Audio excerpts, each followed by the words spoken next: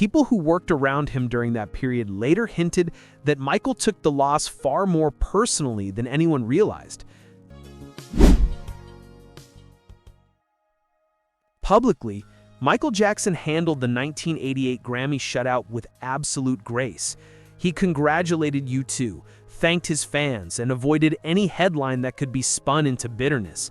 To the cameras, he was calm, composed, and smiling, the same professionalism he'd shown since childhood.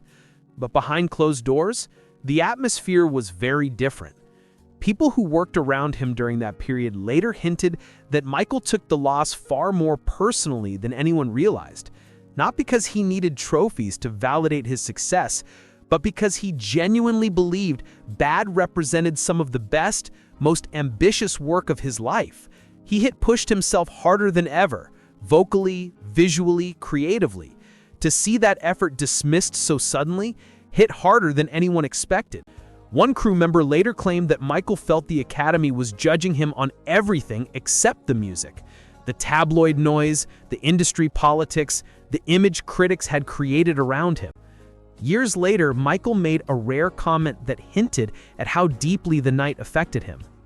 He said awards are nice to receive, but don't always reflect the real truth about an artist's work. The snub didn't break him, but it did change him. It marked a turning point, a moment where MIcheal became hyper-aware that the music industry wasn't always driven by talent or impact. Sometimes it was driven by perception, sometimes by politics, and sometimes simply by the desire to push back against a superstar who felt too big to fail. That realization wouldn't just stay with him, it would shape everything he created next.